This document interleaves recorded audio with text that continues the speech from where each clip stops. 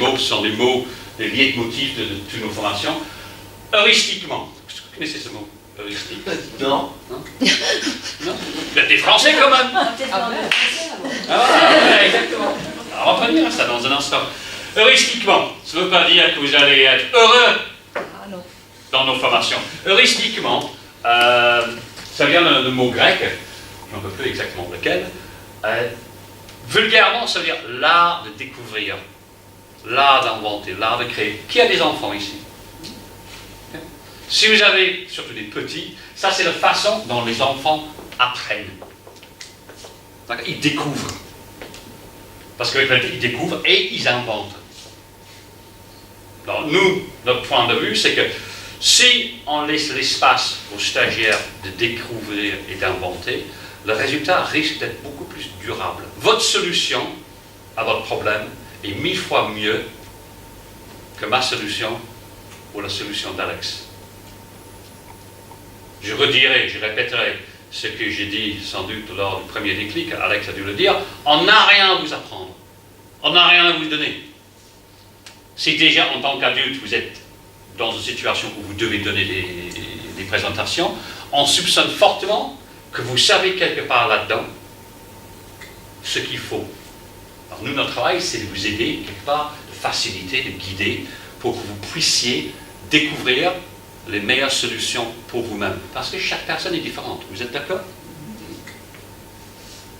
Comme je dis souvent, nous, on n'a pas de méthode. Je déteste ces trucs, et on va voir la méthode. Voilà.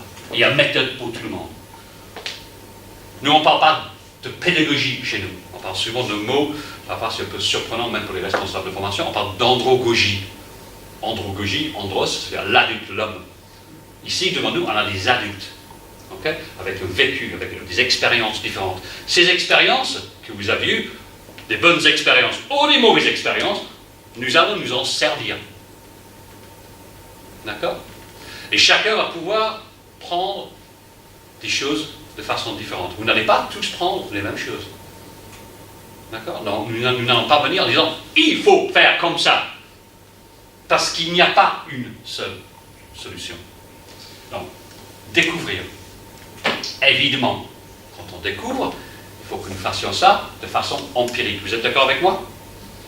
Ça, c'est la partie un peu angoissante. Parce que la partie découverte, ok, c'est drôle. Empiriquement, ça veut dire que vous allez faire, et vous allez faire, et vous allez refaire. Et sans doute avec beaucoup de camarades. Mais si vous choisissez le téléphone, bon, je ne vais pas faire ça parce qu'ils vont me filmer. Ne vous inquiétez pas, pour le téléphone, on vous filme quand même. C'est des mails? C'est curieux. Ouais, moi, j'ai commencé ma carrière professionnelle. J'étais dans le marketing téléphonique. Et moi, la première fois que je fais une formation en tant que stagiaire de marketing téléphonique, là je parle il y a plus que 25 ans, j'étais surpris qu'on me filmait. Je dis, pourquoi tu me filmes? Mais c'est curieux, dans le langage corporel qu'on démontre quand on est au téléphone, souvent, on voit la réflexion de la posture, etc., dans la voix. Moi, je déteste ces gens qui disent, qu'est-ce qu'ils parlent avec le sourire? Moi, j'ai travaillé chez Disney. C'est toujours parler avec le sourire. Même si quelqu'un tomberait mort, il fallait sourire. C'était incroyable. C'était pas du tout congru. Il faut que la façon dont vous parlez soit la réflexion de l'état dans lequel vous vous trouvez. Donc souvent, comme moi, ce matin, lundi matin, j'ai eu des emmerdes, il se peut que je sois un peu grincheux, etc., de savoir séparer ce côté grincheuse que j'ai et d'adopter une voix qui est différente. Je suis sûr que vous faites ça très très souvent chez vous. Ça vous est jamais arrivé de vous engueuler avec les enfants, avec votre époux ou épouse, et puis le téléphone sonne. Bonjour! Ça vous arrive jamais? Alors, jamais. Donc, moi, j'en suis convaincu que vous en êtes capable. Donc, dans le parti empirique, beaucoup de pratiques. D'accord? Pourquoi beaucoup de pratiques, surtout au début? C'est parce qu'on soupçonne fortement, en tant que Françaises et Français, que vous ayez cet esprit un peu hyper critique de vous-même. N'est-ce pas?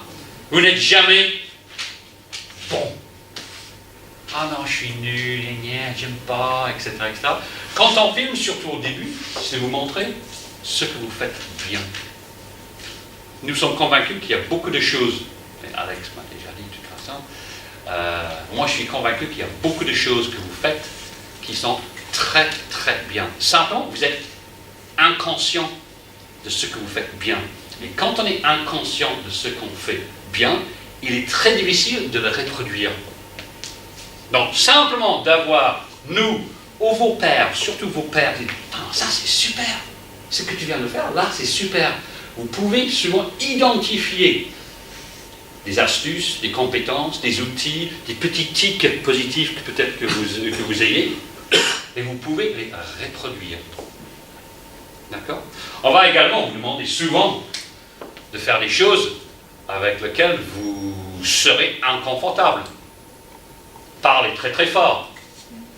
C'est pas dans vos habitudes, n'est-ce pas? Et vous dites, ah non, c'est pas dans ma nature. Ah, je ne suis pas comme ça, je ne suis pas moi comme ça.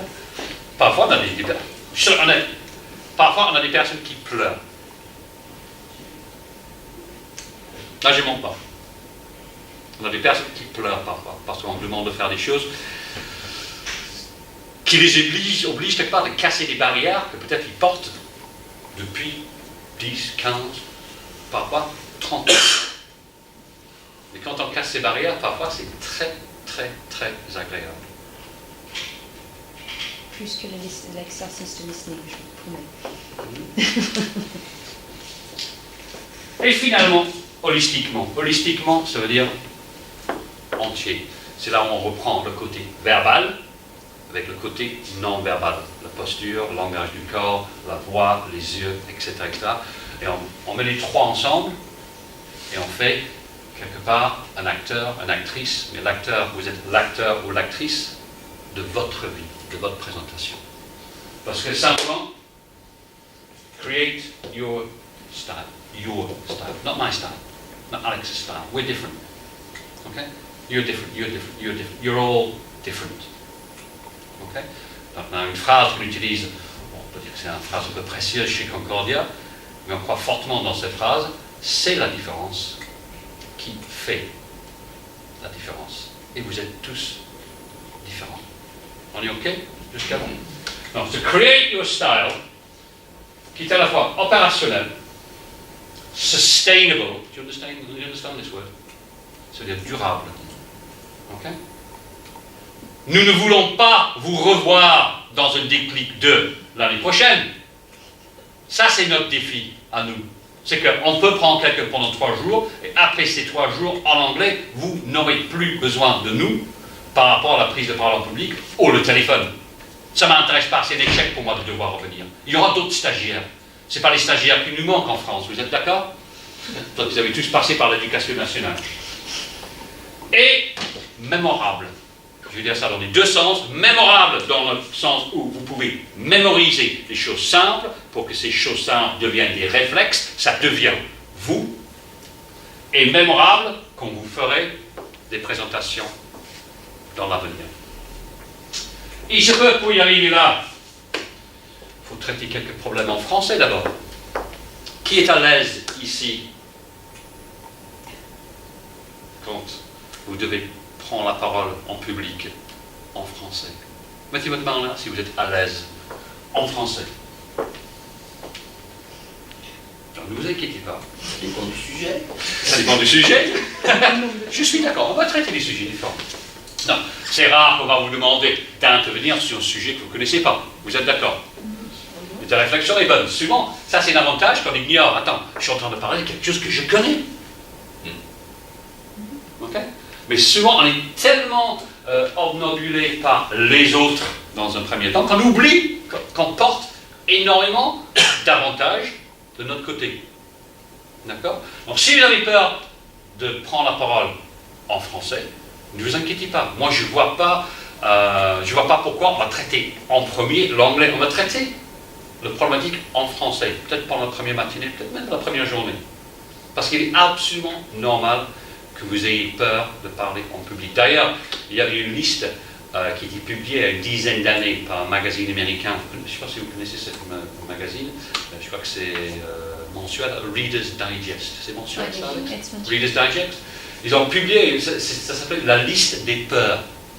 Et ils avaient fait un sondage où ils avaient interrogé 1000, 2000 personnes. Il y avait 10 peurs. Est-ce que vous savez ce que c'était? La peur numéro 1 de la plupart des gens. De parler en public. Parler en public. C'était Parler devant un groupe.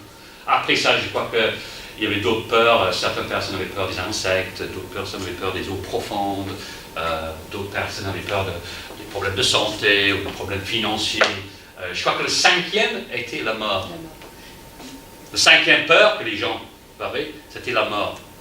Qui est un peu bizarre, parce que si vous êtes amené un jour de donner, je crois que vous appelez ça l'homélie, lors d'un enterrement, ça veut dire que la personne est en train de donner le discours au sujet du défunt, quelque part, il préférerait être dans un cercueil, parce qu'il a plus peur de parler en public que la mort, qui est logique. Vous êtes d'accord avec moi? Mais il faut qu'on reconnaisse cette peur. On ne va jamais vous dire, n'ayez pas peur. Quand j'ai peur d'être là, de vous parler, si c'est le cas d'Alex, elle aurait peur, on a toujours peur. C'est une question de savoir maîtriser, de gérer la peur. Ça se voit pas trop. Ça ne se voit pas, mais c'est là. Ah bon? C'est là. D'accord? Bien caché. Ben, on va vous montrer comment le cacher. D'accord? Et moi, je le fais dans une langue qui n'est pas la mienne.